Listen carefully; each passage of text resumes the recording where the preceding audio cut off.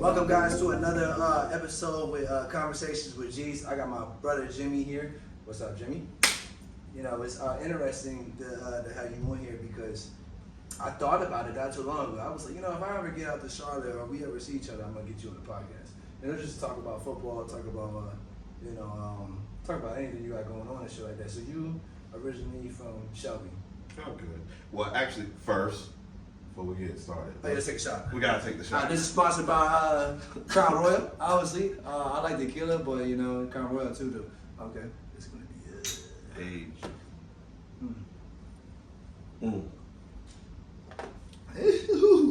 See, actually, it ain't even that bad, bro. What's interesting, this is the first time I ever took a shot on the podcast. Really? Yeah.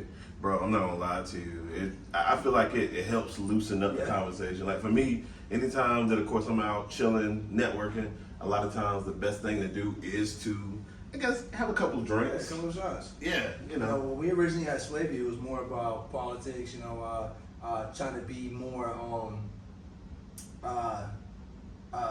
less bullshit, like in this one when we started doing this, when I started this, it's like I want to just be able to do whatever the fuck I want to do. If I want to talk, if I want to curse, I want to take shots on it, I could pretty much just say whatever I want. But that's what a pod should be. I think most people get it like misconstrued because podcasts are conversations. Yeah. Conversation pieces. Yeah. But no, so I know you had initially asked me basically, origins and everything. So originally from Shelby, North Carolina. Right. A little country dude from down the road in Charlotte.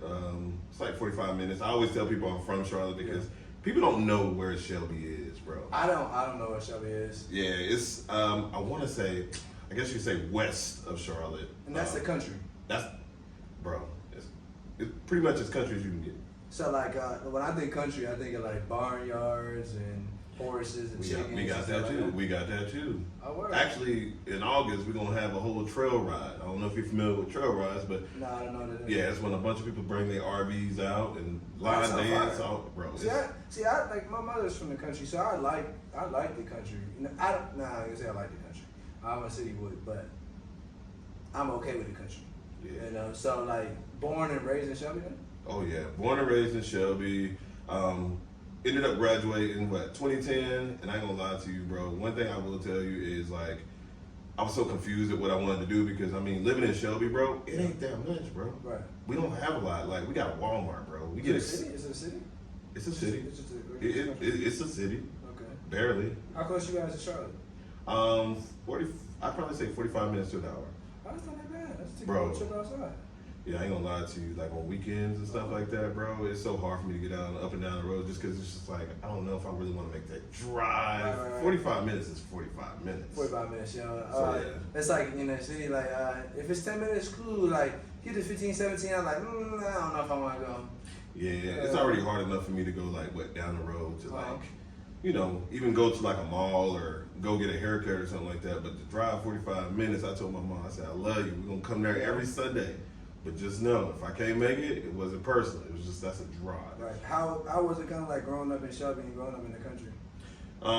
So it was different. I mean, we don't have a lot of what, I guess you could say y'all, that were born in the city in those areas had.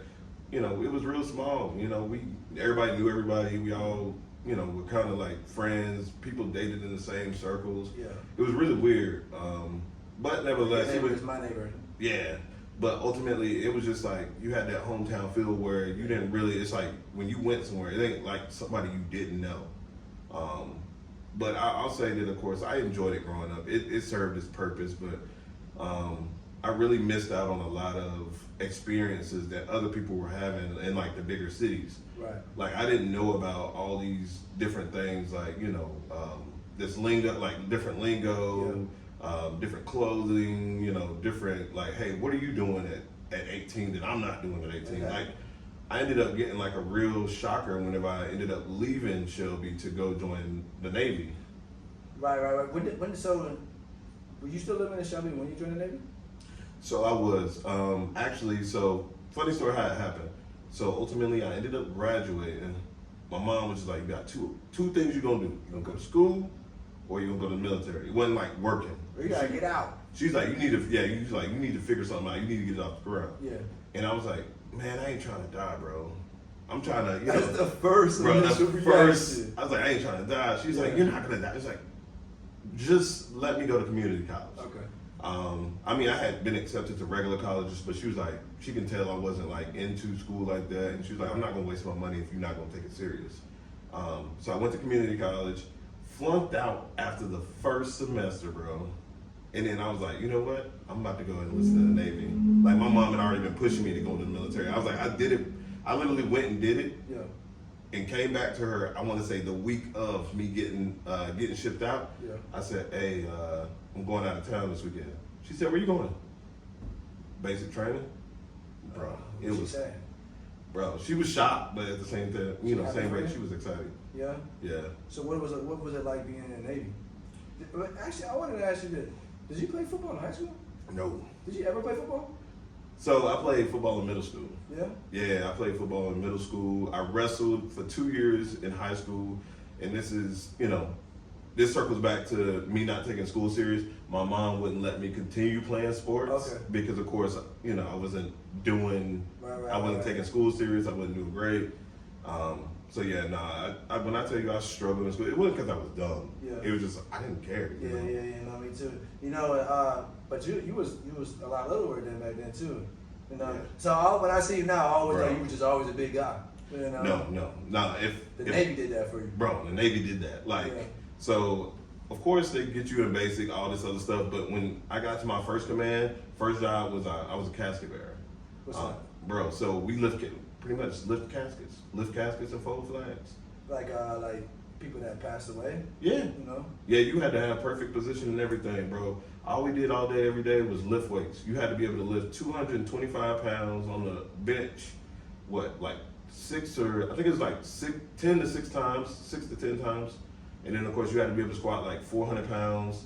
And then you had to be able to do at least, I think it was 10 to 15 pull-ups.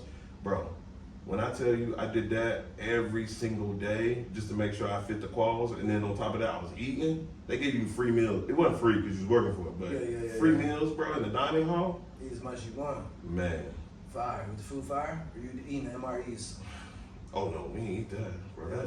That was tragic. I ain't never had a struggle like that, but You guys had good food though? oh yeah, It was alright. It was alright for what what we was getting. Eating unlimited food, I'm just smacking, I'm balking. Oh yeah, they be like, hey, you want to come back up and get some more food? Yeah. And I was like, yeah. I got to a point where it was just like. Was you happy once you left the Navy? So honestly, I was, because my second command, which I had after my first one, which I was a casket bearer, ceremonial guard, honor guard, all that. I was on a ship. Bro, being stuck on a ship in the middle of the sea for like months and months at a time, bro. I'm not looking for one day and then I'm like, I'm ready to go home. Bro, like when I tell you, literally, it's just, you're trapped on there with the same people every day. You see the same dude, same girl every single day.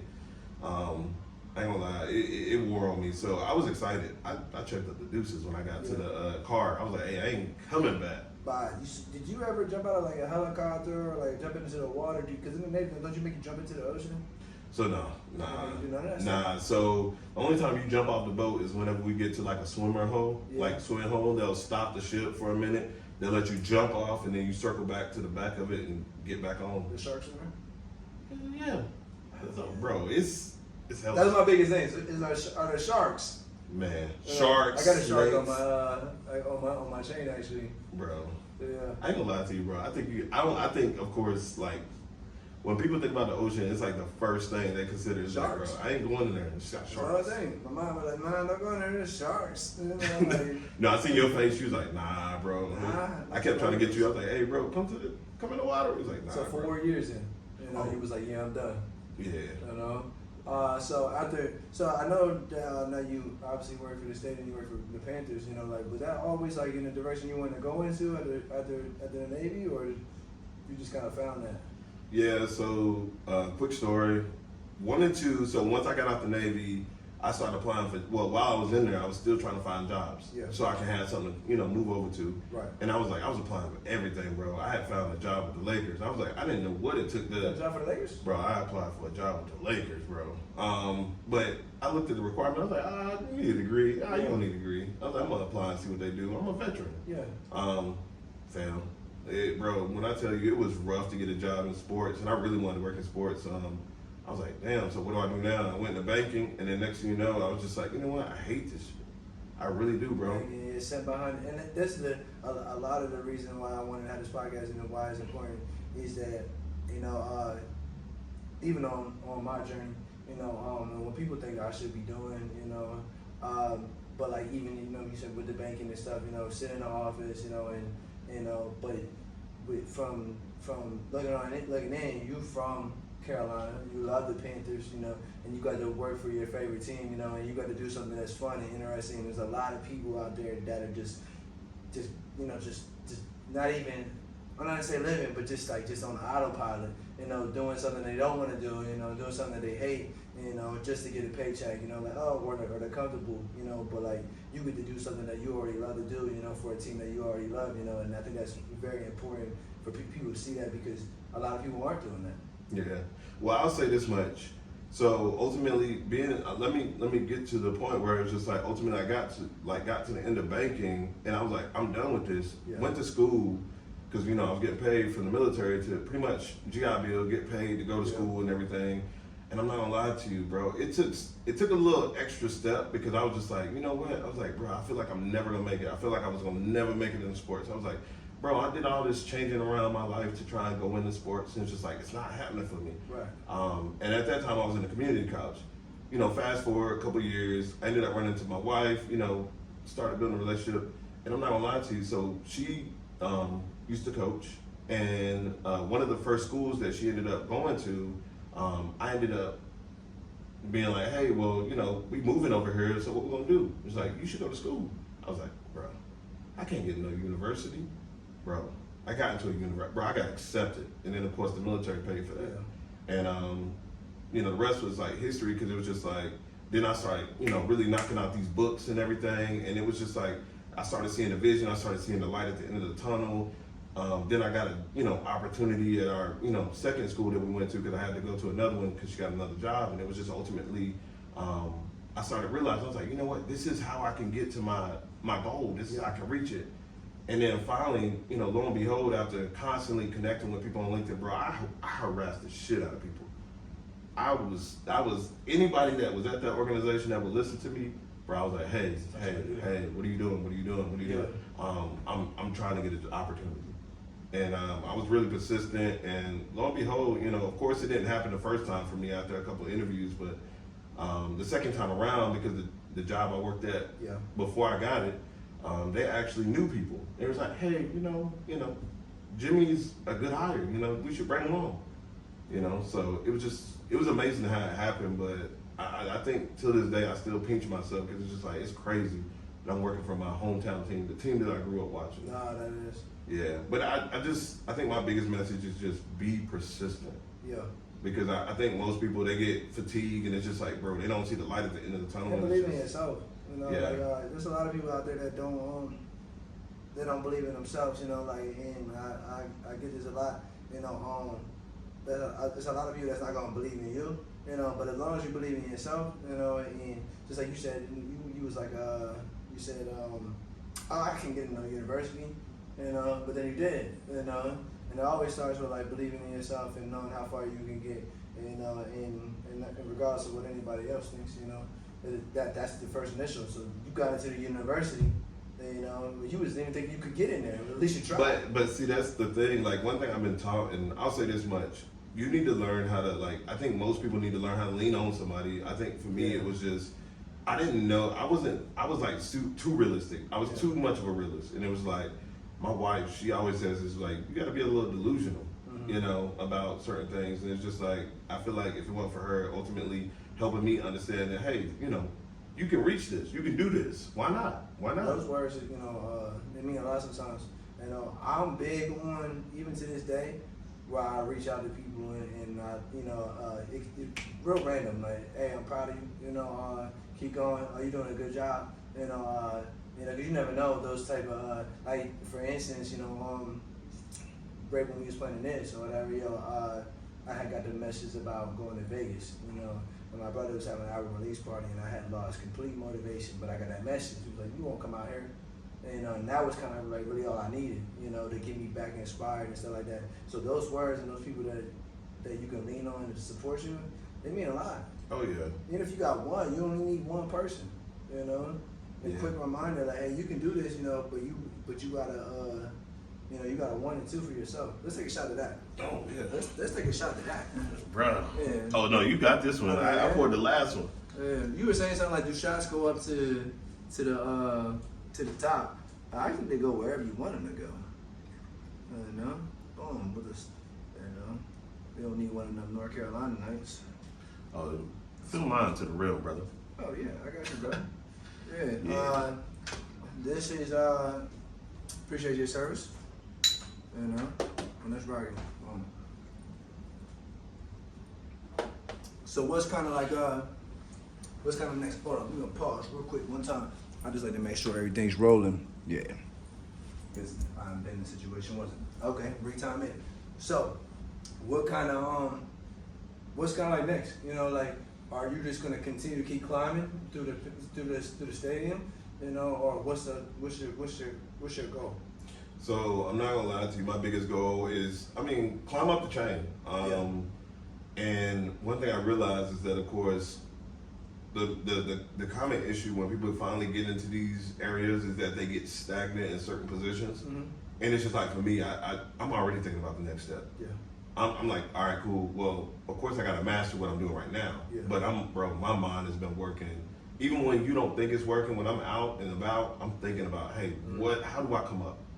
Let me see, I'm not gonna lie to you, I was plotting. So when you look at people's LinkedIn's, people that are in positions that you wanna go into, look and see what their trajectory was. Where did they start?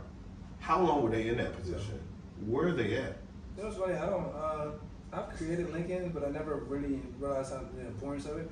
I would make some shit for the music, or I just make some stuff for the brand, because when I first started, I was like, I want to be on everything. Doesn't matter what app it is, what website it is, I needed to be on there.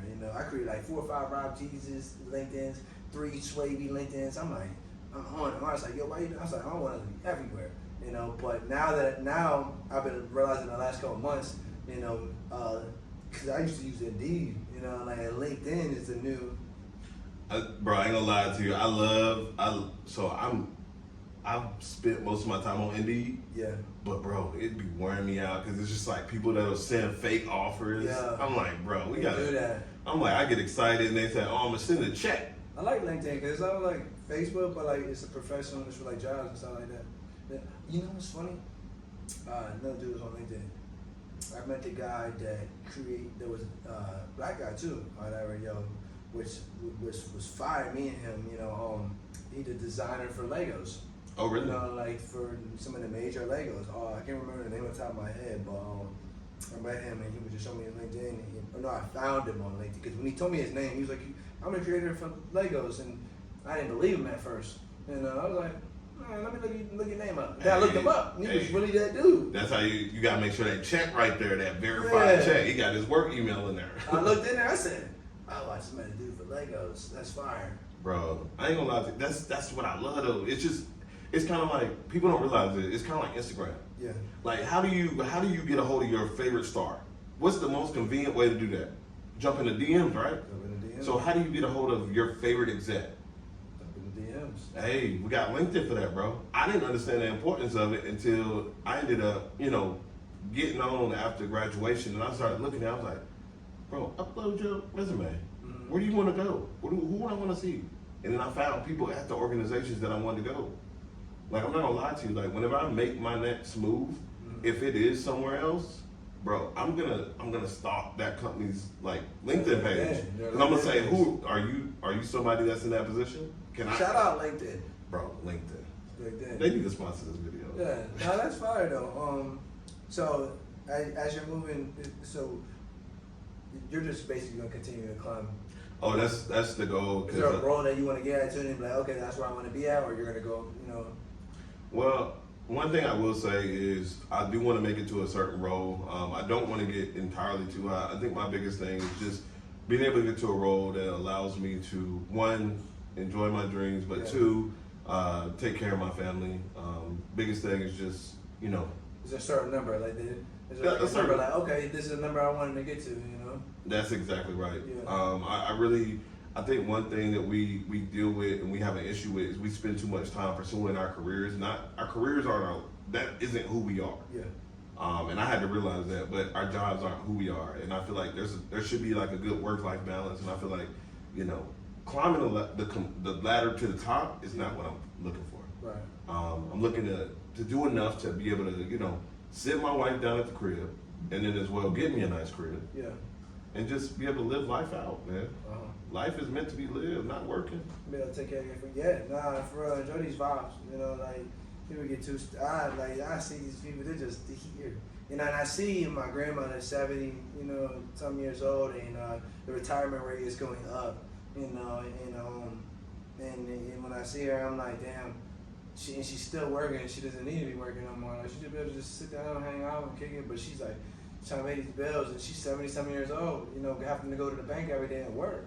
See, and that's the biggest thing for me is like I want to be able to. I wish I could have been able to be into a role that I could retire my mom. Yeah. Who knows? In the future, you know, I could probably manifest it, but retire my mom, let my wife sit down, you know, get the big crib, like. But it's just like ultimately, I don't want to, you know, let the money make me. I want to make the money, and it's just like understand that work-life balance is the thing because sometimes people forget the main thing. You know, we keeping the main thing the main thing. And what is the main thing? It's like why are you working? Right. To be able to live, and you working for your family.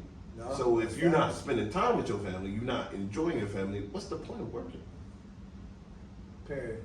I definitely enjoy life, you know, and don't get caught up with, you know, with everything with work and stuff like that. Cause there's too many people out there just they work, and but you guys travel a lot, you know. So like that's a good.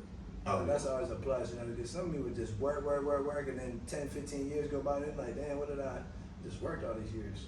Oh yeah, no, I'll say this much. I didn't really start traveling that much until I met the wife, bro. Yeah. Cause I ain't gonna lie to you, we go everywhere now though. And it's just like I'd be like, hey, we gonna sit down somewhere? She's like, nah. Money gonna get spent, but money come back. Oh yeah.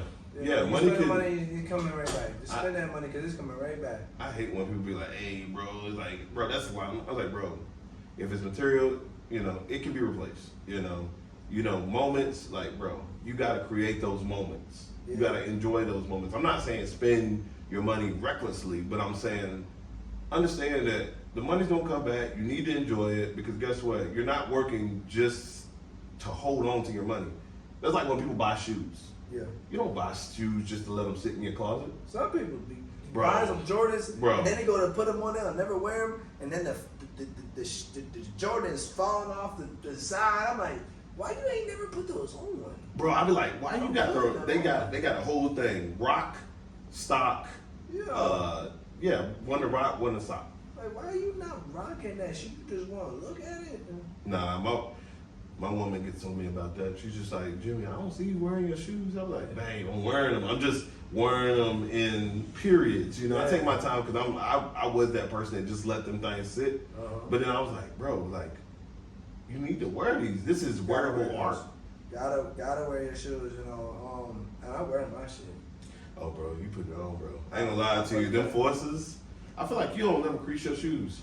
I got these for this trip because I knew they would go with every fit. You got shoe shields in there? No.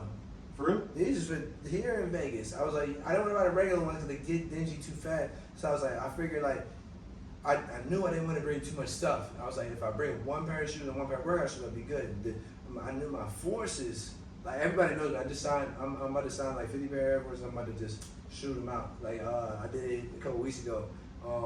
But everybody knows me. I always wear Air Force. I need mine. I'm waiting on mine. I don't know if you've seen the video. I was signing Air Force. Oh no, I seen it. I was just like, so when do I get mine? Do I get a special inscription? I got you.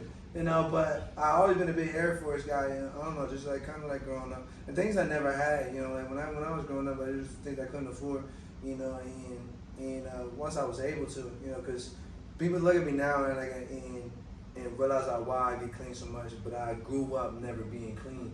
You know, I grew up, you know, everything was hand-me-downs, you know, and me, I was having to steal the clothes, or steal the shoes, or, you know, like, or, you know, I would have the broken stuff on, or they would try to clown me, you know, like, I was just, you know, so when I got older, you know, and I started getting hit, I was like, I'm going to be clean, you know, I'm going to be fresh, and that's when that kind of like where at Swavia came from. I was like, it's not that it's material or matters to me, because it doesn't matter to me, you know, but if I can do it, I'm gonna get as clean as I can get, you know. Like, but I'm not big into like why.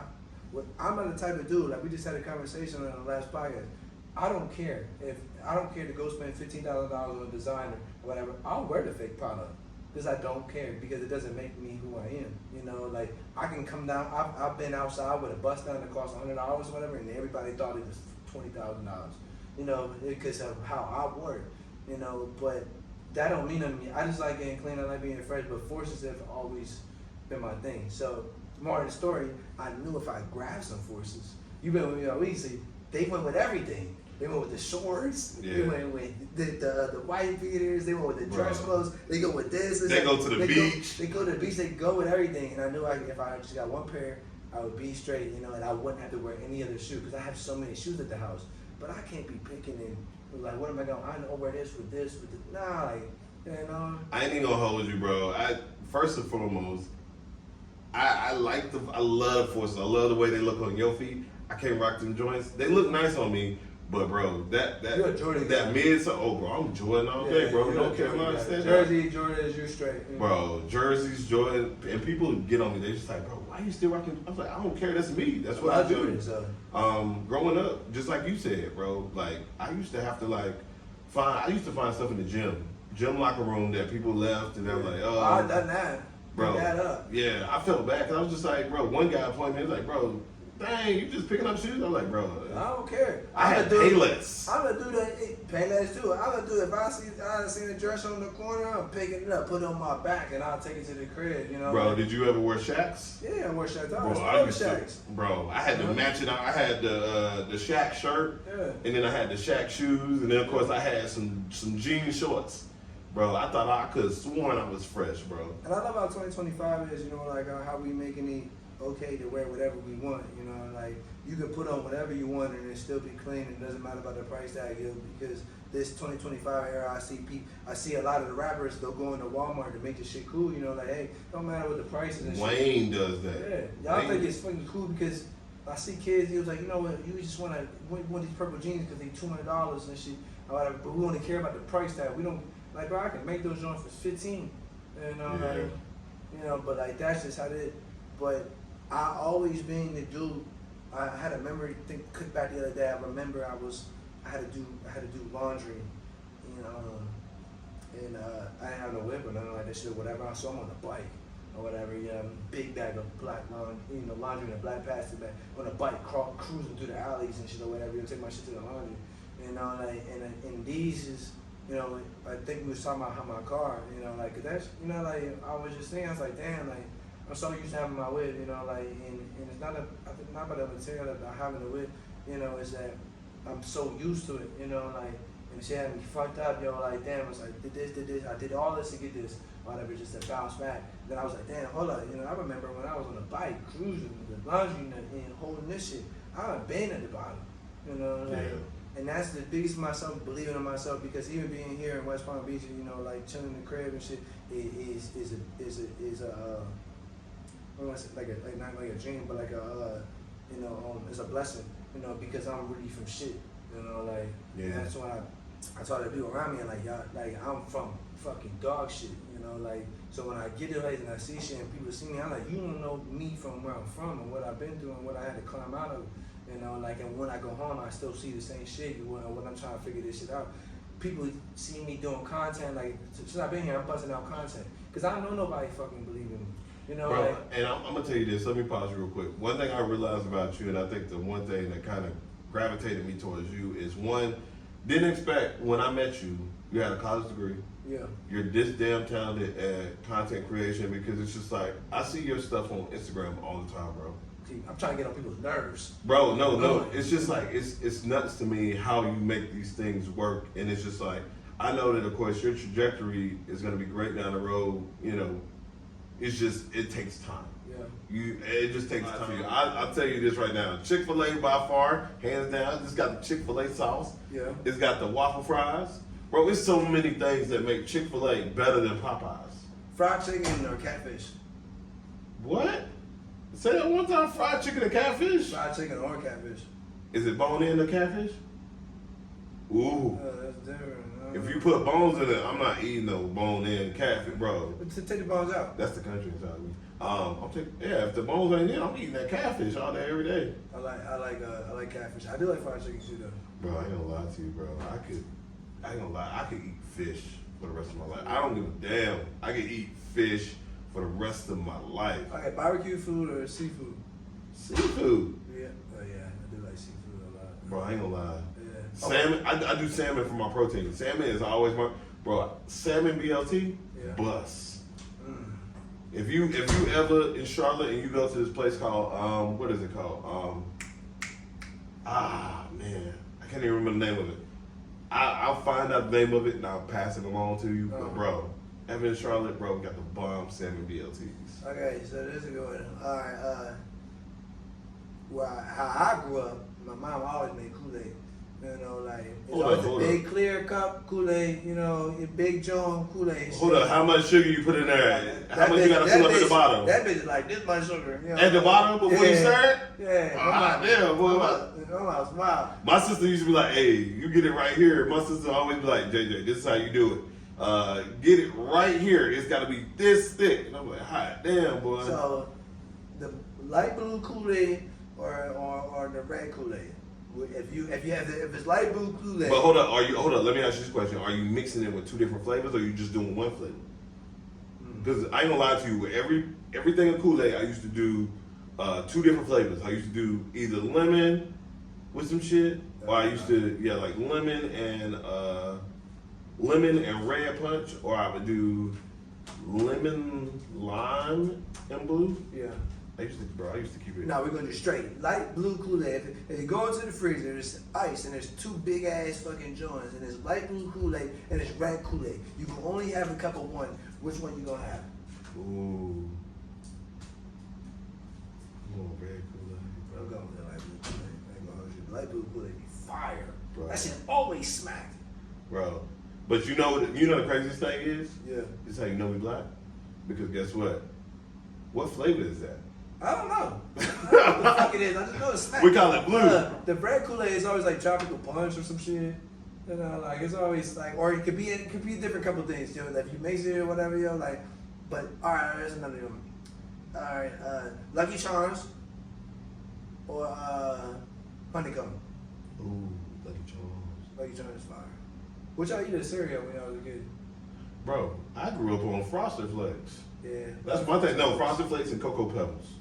Cocoa Pebbles. Oh yeah. Yeah. That's the dark ones, right?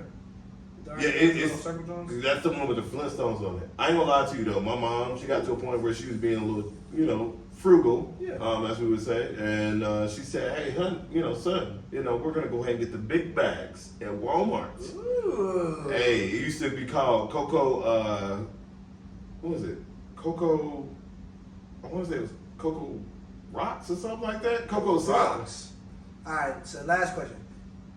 When you go back to your childhood, what is a childhood memory that you remember to this day that you still hold on to? Oh man. It can only be one. You can be like. It's gotta be a good memory.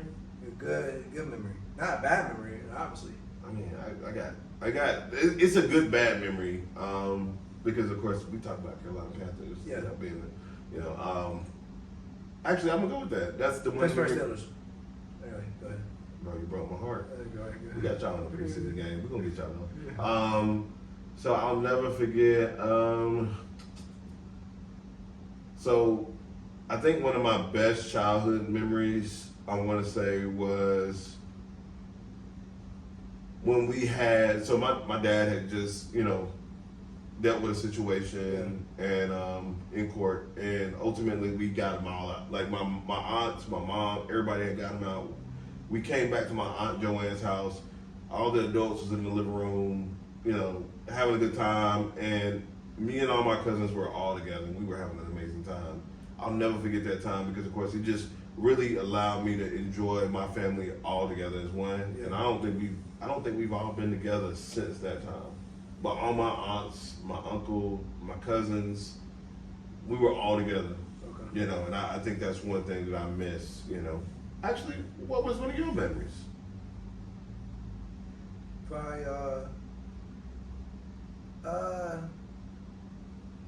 try not to get upset about it, but probably, or like teary eyed, but like, probably see my mom healthy, you know, and having all my brothers, the same thing, really just seeing, you know, because, you know, growing up it was just me and my brothers, you know, me and all of my brothers was tight, you know, but like we're not tight anymore. Like I don't talk to a couple of my brothers, you know, but like not a couple of my brothers, I don't talk to one of my brothers.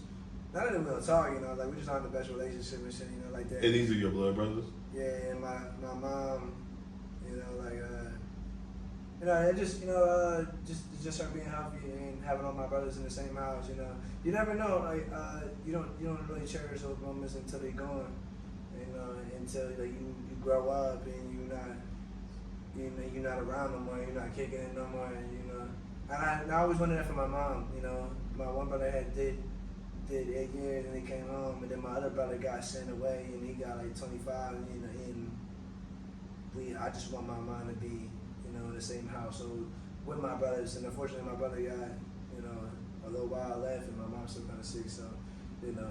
But that's probably one of the probably, you know, because there's a lot of things back in my childhood that you know that was cool, but like if I could bring me back or something like that, it would definitely be my mom and my brothers being in the same household. I feel you. And I'll say this much: I think that's the one thing, and I you know, not to try to take over anything like that, but I think that's one of the biggest things that I realize is like good for you as well. Like you don't realize it, but bro, amongst your circumstances, you got your degree. Yeah.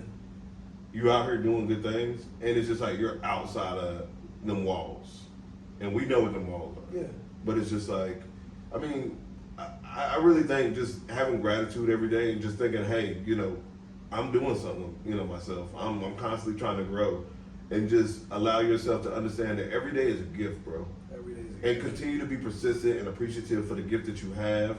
You know, bro, you honestly, like I said, knowing from where you come from, the stories that we talk about and everything, bro, you know, you're doing better than I'm trying. as much as it's not a race. It's just like you're doing better than your circumstances. Yeah. Don't live on the crutch. You know, Yeah. Choose not to. I appreciate you being on the podcast. This is another episode with Conversation with Jeezz. This is Jimmy Badass, Jimmy Neutron. What was saying earlier? What the Hellion, what the Hellyberry. What the Hellion, Jay? This Jimbo Shrimp. You know what I mean? We'll see you guys in the next episode, man.